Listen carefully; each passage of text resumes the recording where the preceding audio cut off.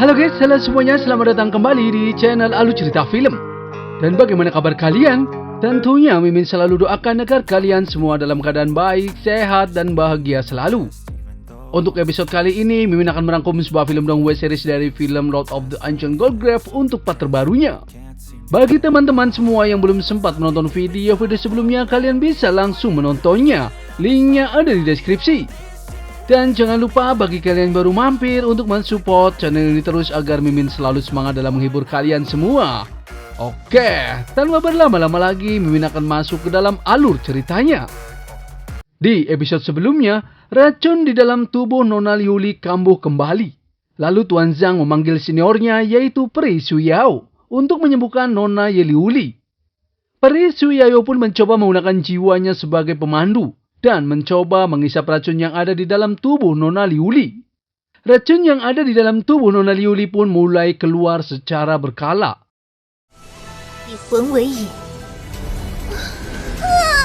Mereka pun sangat senang karena energi iblisnya berhasil ditarik keluar. Tuan Muda Zhang mengatakan kalau Martial Soul atribut penyembuhan Peri Suyao adalah yang terkuat di tanah selatannya. Namun tak selang berapa lama, Peri Suyao pun diserang balik oleh racun serigala yang ada di dalam tubuh Nona Liuli. Ia pun terpental dan terluka terkena serangannya. Peri Suyao pun menyerah dan tidak sanggup lagi untuk menyembuhkannya. Lalu kakek Jiu datang untuk menemuinya.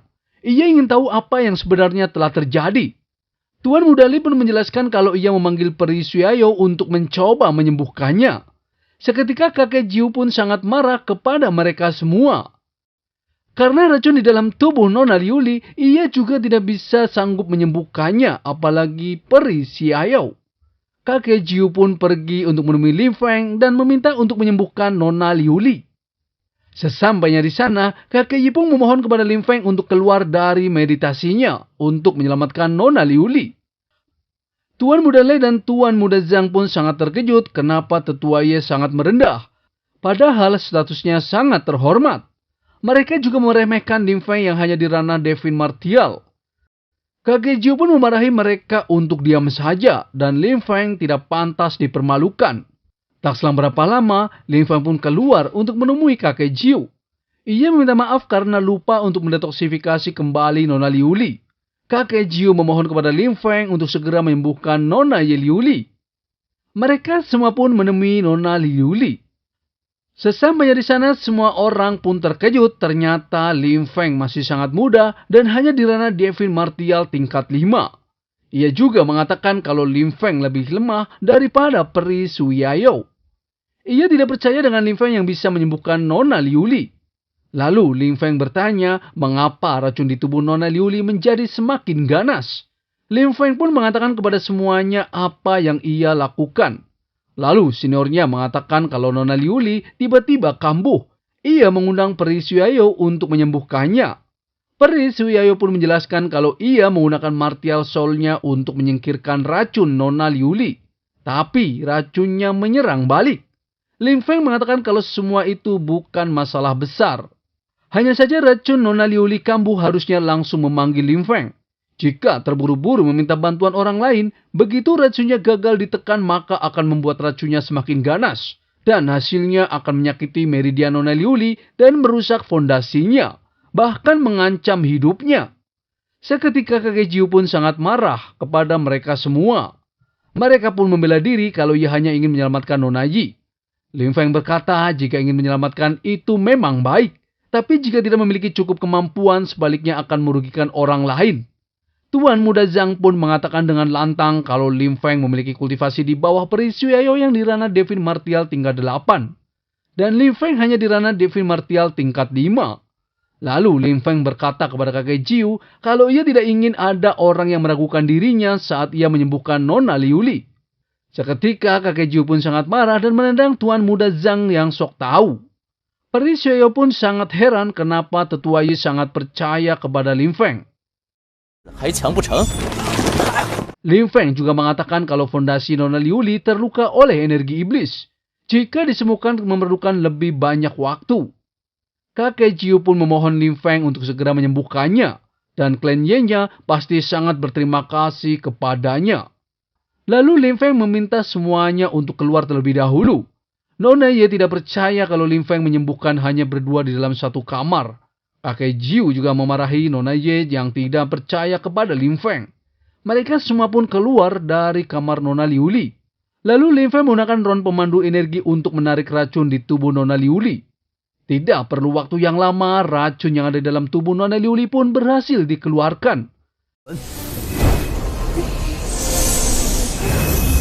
Nona Liuli pun tersadar. Lim Feng meminta Nona Liuli untuk beristirahat terlebih dahulu. Dan jika lain kali ada masalah, ia meminta untuk langsung memanggil dirinya. Nona Liuli pun berterima kasih kepada Lim Feng. Di saat bersamaan, kakek Jiu dan yang lainnya pun datang untuk menemuinya. Peri Xueyao pun terkejut kenapa Lim Feng sangat cepat menyembuhkan Nona Liuli. Ia pun ingin memeriksa Nona Liuli. Di saat Peri Xueyao memeriksa nadinya, ia sangat terkejut. Karena sebagian besar racunnya telah dihilangkan dan juga ada kekuatan kehidupan yang memperbaiki meridianya. Dan ia mengira kalau Lim Feng memiliki martial soul penyembuhan. Tuan Muda Zhang sudah tidak sabar mendengar hasilnya. Dan Peri Xueyao pasti akan mengungkap kalau Lim Feng hanya penipu. Lalu ia bertanya kepada Peri Xueyao bagaimana hasilnya. Peri Xueyao pun menjelaskan kalau sebagian besar racun di tubuh Nona Liuli sudah dihilangkan. Dan ke depannya hanya perlu mendetoksifikasi secara teratur. Tuan Muda Zhang yang songong itu pun terkejut karena Nona Liuli benar-benar sembuh. Karena sudah mengobatinya, Lim Feng pun meminta izin untuk pergi. Lalu kakek Jiu meminta Lim Feng untuk menunggu sebentar. Ia mengatakan kalau kebaikan Lim Feng, klan Ye-nya pasti akan membalasnya. Lim Feng pun mengatakan untuk jangan memberikan imbalan kepadanya. Lim Feng hanya meminta Ketua Ye untuk memberitahu kejadian sebelum Nona Liuli diracuni. Namun Tetua Ye tidak ingin memberitahu kepada Lim Feng. Ia memberikan ekstrak roh kepada Lim Feng. Nona Liuli juga meminta Lim Feng untuk menerima pemberiannya. Lalu Lim Feng pun menerima dengan sukarela dan pergi dari tempat tersebut. Di sana Peri Xueyao pun sangat penasaran kepada Lim Feng. Ia pun mencoba memanggil Lim Feng. Tapi Lim Feng acuh tak acuh. Peri Xueyao pun mengira kalau Lim Feng tidak memberi muka sedikit pun kepadanya. Ia juga berpikir apakah dirinya yang kurang cantik atau Lim Feng lah yang tidak suka wanita. Seketika Lim Feng pun pergi begitu saja. Peri Xueyao pun masih saja penasaran kepada Lim Feng dan memanggil kembali. Lin Gongzi. Lalu Lim Feng berkata kepadanya kalau di dalam tubuhnya ada racun dan ia harus segera memurnikannya. Namun Peri Xiao mengatakan kalau ia hanya ingin tahu bagaimana Lim Feng melarutkan racun iblis yang ada di tubuh Nona Liuli. Lim Feng tahu kalau Peri Xiao memiliki bakat menggoda sejak lahir. Lim Feng pun berkata kepadanya kalau itu semua adalah rahasia. Ia pun langsung pergi begitu saja. Sesampainya di kediamannya, Lim Feng mengeluarkan harta pemberian kakek Yeping. Dan harta itu adalah batu giok salju yang berusia 900.000 tahun. Lim Feng tahu kalau obat mujarab tersebut dapat membantu meningkatkan kekuatan jiwanya. Dan semakin kekuatan jiwa meningkat, kekuatan untuk melawan musuh juga akan berlipat ganda. Lim Feng langsung memurnikan obat mujarab tersebut dengan teknik pengumpul jiwa tertingginya. Di sisi lain, Tetua Dalang memarahi kedua anaknya yaitu Tuan Muda Lai dan Nona Leishan. Ia mengatakan Nona Liuli menyuruh Lim Feng untuk mengobatinya, tapi malahan anaknya mengundang orang lain untuk menyembuhkannya. Lalu Tuan Muda Lai berpikir kalau orang-orang dari Qingzhou Selatan praktisi yang terlemah. Ayahnya pun semakin marah. Ia mengatakan, untungnya Lim Feng datang tepat waktu. Jika tidak, leluhur Ye pasti akan marah besar kepadanya. Ia juga meminta anak-anaknya untuk melihat gambaran luasnya. Meskipun Qingzhou Selatan sangat jauh, tapi melahirkan banyak jenius. Ia menjelaskan kalau 20 tahun yang lalu, ada seorang Raja Pedang yaitu Lin Xiaotian. Dan saat itu, ia mengalahkan jenius dari berbagai negara bagian dari kota Wushen. Dan dikenal sebagai Raja Pedang Ping Tian. Dan semua praktisi semua hormat kepadanya. Sayangnya, rumornya ia telah meninggal. Jika masih hidup, pasti ia sudah memasuki jalan dewa sejak awal. Lalu Nona Leishan berpikir kalau Ling Xiaotian dan Lim Feng mempunyai hubungan. Ia juga akan mencari tahu tentang Lim Feng di sana. Ayahnya pun meminta kepada kedua anaknya untuk memperlakukan orang lain dengan baik. Mereka pun mengerti dan akan menuruti apa kata ayahnya. Beberapa waktu kemudian, Tuan Muda Lai mendapatkan informasi kalau Lim Feng adalah putra dari Raja Pedang Ping Tian, yaitu Lian Shaotian. Anak buahnya juga mengatakan kalau Lim Feng adalah jenius pertama dari sekte pedang surgawi dan pahlawan penyegel iblis dari Qingzhou Selatan. Namun mereka masih tidak percaya dengan Lim Feng yang hanya di ranah Devin Martial tingkat 5. Dan ia ingin memaksa Lim Feng untuk menunjukkan kekuatannya. Tak selang berapa lama, perjamuan para tamu praktisi muda pun diadakan. Tuan Muda Zichen dan Nona Ziyu pun datang dan mereka adalah dari klan naga sayap api ungu. Lim Feng dan para murid sekte pedang surgawi juga datang untuk bertamu. Para praktisi muda yang sok kuat itu pun mengatakan kalau praktisi dari Qingzhou Selatan itu sangat lemah. Dan yang tertinggi hanya di ranah Devin Martial tingkat 5. Tuan Muda Lai pun memberitahu kepada Zichen kalau Lim Feng adalah putra dari Raja Pedang Ping Tian. Ia juga mengatakan kalau Lim Feng adalah pahlawan besar yang menyegel iblis di Qingzhou Selatan dan harus diperlakukan istimewa. Namun para praktisi abal-abal banyak yang tidak setuju dengan Tuan Muda Lai yang meminta Lim Feng duduk sejajar dengan Tuan Zichen. Lim Feng pun tetap santai dan tenang menghadapi ocehan para praktisi abal-abal di sana. Tak selang berapa lama, Peri Sui Yao pun datang. Orang-orang di sana pun terpana dengan kecantikannya. Peri Sui Yao langsung menghampiri Lim Feng dan mengatakan kalau ia ingin duduk di sampingnya. Orang-orang di sana pun sangat cemburu dengan kedekatan Peri Sui Yao dengan Lim Feng. Mereka lebih terkejut di saat Lim Feng menolak Peri Sui Yao yang ingin duduk di sampingnya. Tuan Zhang tahu kalau semua orang di selatannya tahu kalau Tuan Muda Zichen sangat menyukai Peri Sui Yao. Dan ia ingin tahu bagaimana Lim Feng berurusan dengan Zichen. Lalu anak buah Tuan Lai juga tahu kalau Lim Feng sudah membuat semua jenius dari berbagai klan penuh amarah. Di sana Peri Sui Yao masih merayu Lim Feng dengan kata-katanya dan membuat Tuan Zichen semakin kesal kepada Lim Feng. Ia tahu kalau selama ini Peri Sui Yao selalu bersikap dingin kepadanya, tapi berbeda terhadap Lim Feng. Lim Feng pun tahu kalau Peri Sui Yao sengaja memancing kebencian semua orang kepadanya. Lalu Peri Sui Yao mengatakan kepada Lim Feng jika Lim Feng memberitahu cara menyembuhkan Nona Liuli, ia akan segera pergi. Tapi Lim Feng tetap tidak mau memberitahu kepadanya. Karena semakin memanas jadi Tuan Muda Lai meminta semuanya untuk mulai berdiskusi tentang pengetahuan masa lalunya. Di saat bersamaan Tuan Muda Zhang tidak setuju dengan pendapatnya. Karena pertemuannya tidak cocok untuk berdiskusi. Dan hanya ketika berada di level yang sama itu baru bisa berdiskusi sesuatu. Ia juga dengan sombongnya mengatakan kalau semua orang di kotanya sudah berada di atas ranah Devin Martial tingkat 6. Tapi orang-orang dari Qingzhou Selatan yang tertinggi hanya di ranah Martial Devin tingkat 5. Dan semua itu membuat malu orang-orang selatannya. Para murid sekte pedang surgawi pun sangat kesal dengan kelakuan Tuan Zhang yang selalu merendahkan Qingzhou Selatannya. Lalu Tuan Muda Lai pun tetap ingin menjamu orang-orang Qingzhou Selatannya dengan anggur terbaik kotanya. Di sisi lain dari kediaman Ketua Lai ada praktisi yang meminta tolong kepada penguasa kota Lai. Ia menjelaskan kalau ia diserang oleh ras iblis ranah transenden. Guru Bei Chang tahu kalau ras iblis sedang merencanakan sesuatu di kota Zhengzhou. Ketua Lai tahu kalau ras iblis sudah menyerbu jenius dari klan Yi dan sekarang akan menyerang jenius dari klan Li. Lalu Tuan Muda pertama berkata kepada ayahnya kalau ia akan memimpin seseorang untuk menyelamatkan klan Li. Ketua Lai pun meminta anaknya untuk membawa lebih banyak orang untuk menolong klan Li. Kita kembali ke Lim Feng. Di sana, Tuan Muda Zhang memprovokasi kepada orang-orang dari Qingzhou Selatan. Ia meminta para wanita dari Qingzhou Selatan untuk menghibur dan menari. Senior Zichen juga menyetujui ide dari Tuan Muda Zhang. Lalu Elang Shaotian mengatakan kalau para praktisi di sana sengaja mempersulit Lim Feng. Lim Feng pun angkat bicara. Ia mengatakan jika ingin menarik kecantikan boleh saja. Tapi apakah para praktisi Zhengzhou Selatan itu layak? Lim Feng juga mengatakan kalau semua praktisi Zhengzhou adalah sampah. Para praktisi di sana pun sangat marah kepada Lim Feng. Lalu, Lim Feng juga menjelaskan kalau sekarang sisa-sisa ras iblis kuno sudah bergerak.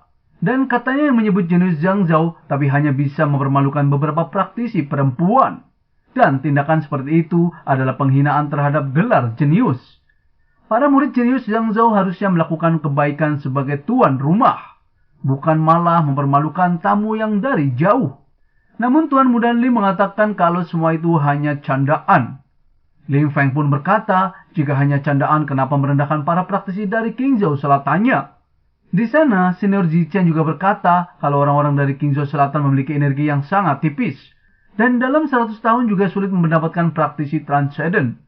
Tuan Muda Zhang juga berkata kalau orang-orang dari Qingzhou Selatan belum ada yang mencapai ranah Divine Martial tingkat 6. Lalu Lin Feng pun sangat kesal kepada mereka.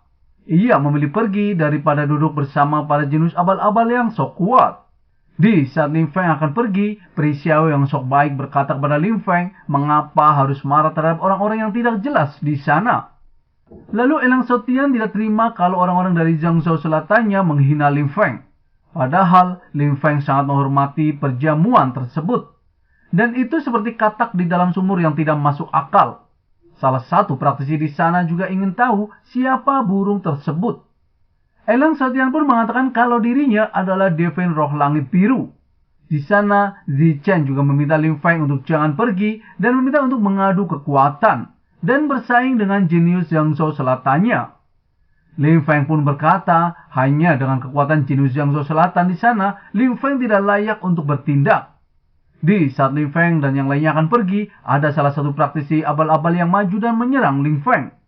Seketika Nona Xiang pun menangkis serangannya dan mengkonter dengan teknik serangan jiwa. Praktisi abal-abal itu pun terpental dan terluka. Semua orang pun terkejut melihatnya karena serangan dari ranah Divine Martial tingkat 6 bisa dipatahkan dengan mudah oleh Nona Xiang. Praktisi tersebut pun tahu kalau serangan Nona Xiang adalah serangan jiwa. Tuan Muda Li juga tahu kalau menurut legenda zaman kuno, mereka yang sangat berbakat dan terlahir dengan jiwa yang kuat, maka bisa melemparkan teknik jiwa untuk melukai jiwa seseorang. Dan teknik jiwa itu didedikasikan untuk jiwa ilahi, dan pasti sulit dihadapi. Nona Li juga mengatakan ternyata praktisi dari Qingzhou Selatan tidak seburuk yang ia bayangkan. Di sana Nona Xiang mengatakan kalau praktisi Zhou biasa-biasa saja. Para praktisi yang lainnya pun marah dan akan menyerang Nona Xiang. Namun Tuan Muda Zhang mencegahnya dan menjelaskan kalau serangan jiwa bisa melukai jiwa seseorang. Jika jiwa terluka maka akan menjadi orang cacat. Di sana senior Zi Cheng bertepuk tangan. Ia mengatakan kalau adik junior Lin telah menguasai teknik jiwa di usia muda dan membuat dirinya terkejut. Jadi ia memerintahkan juniornya yaitu Zilau untuk maju melawan Nona Xiang. Senior Xiang Yu tahu kalau Zilau sudah di ranah Divine Martial tingkat 7. Ia takut kalau Nona Xiang kalah bertarung dengannya. Nona Xiang pun mengatakan kalau dirinya sudah mencapai Divine Martial tingkat 4 dan belum tentu lebih buruk dari Zilau. Karena Nona Xiang bertekad untuk terus bertarung, jadi Lin Feng pun mengizinkannya. Jika tidak mengasah diri, juga sulit untuk mencapai puncak seni bela diri. Lin Feng menganggap semua itu untuk latihan adiknya. Dan jika kalah, Lin Feng lah yang akan maju. Di sana senior Zi Cheng juga meminta Zilau untuk bersenang-senang dengan bertarung melawan Nona Xiang. Ia meminta untuk jangan terlalu keras menyerangnya dan jangan sampai menyakitinya. Karena kedua belah pihak menyetujui untuk bertarung, jadi Tuan Muda Li meminta semuanya untuk duduk kembali dan menjadi saksi. Di saat Lin Feng duduk kembali, Pri Xiao mengatakan kepada Lin Feng kalau Klan Zi memiliki martial soul binatang suci kuno naga sayap api ungu. Mereka bahkan memiliki keunikan yang bisa menangkis teknik rahasia jiwa. Dan adiknya kemungkinan akan sulit untuk menghadapinya. Lin Feng pun hanya mengatakan biarkan saja. Hitung-hitung adiknya berlatih.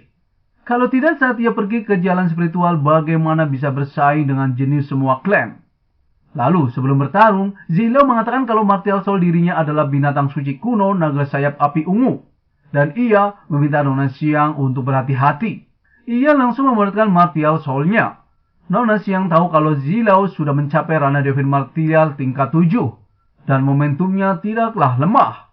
Lalu di sana senior Zi Cheng juga mengatakan kalau Nona Xiang hanya di ranah Divine Martial tingkat 4. Dan mana mungkin akan menang melawan Divine Martial tingkat 7. Zilau langsung meluncurkan serangannya ke arah Nona Xiang. Lalu Nona Xiang mencoba mengkonter serangannya dengan pedang suci 5 elemennya. Seketika, serangan Zilau pun dengan mudah dipatahkan oleh Nona Xiang. Para murid lainnya pun terkejut karena serangan Nona Xiang setara dengan Devin Martial tingkat 7. Mereka tahu kalau Nona Xiang memiliki senjata tingkat suci. Bahkan jenius Zhangzhou-nya yang memegang pedang tingkat suci itu sangat langka. Zilao mencoba menyerang kembali dengan bloodline naga sayap api ungunya, yaitu kobaran sambaran api. Lalu Nona Xiang mengeluarkan pedang suci lainnya, yaitu pedang tornado galaksi, dan berhasil menangkis serangannya. Orang-orang di sana pun sangat terkejut ternyata Nona Xiang memiliki pedang suci lainnya. Senior Zichen juga terkejut melihat Nona Xiang menggunakan 2 pedang suci. Zilao juga berkata kenapa Nona Xiang bisa menggunakan 2 pedang suci. Di saat Nona Xiang menggunakan serangan jiwanya kembali, Zilao dengan mudah menangkisnya dengan teknik gelombang suara naga dan membuat Nona Xiang sedikit terpental. Zilao mengatakan kalau martial soul naganya memiliki kekuatan magic yaitu gelombang suara naga. Tidak hanya menekan jiwa seseorang, juga bisa menangkis teknik jiwa. Dan ia akan menunjukkan kemampuannya kepada Nona Xiang. Ia langsung mengeluarkan teknik cakar naganya dan menyerang ke arah Nona Xiang. Nona Xiang pun masih bisa menghindari serangannya dan mengkonter dengan teknik pedang sucinya. Namun serangan Zilao terlalu kuat dan membuat Nona Xiang terluka dan terpental. Para praktisi Zhangzhou Selatan pun sangat senang. Ia mengatakan kalau Nona Xiang hanyalah Nona Devin Martial tingkat 4 belaka. Bahkan menggunakan pedang suci juga begitu lemah. Lalu bagaimana keseruannya? Apakah Nona Xiang bisa mengalahkan praktisi kuat dari klan Z itu? Mimin akan bahas di episode mendatang ya. Terima kasih.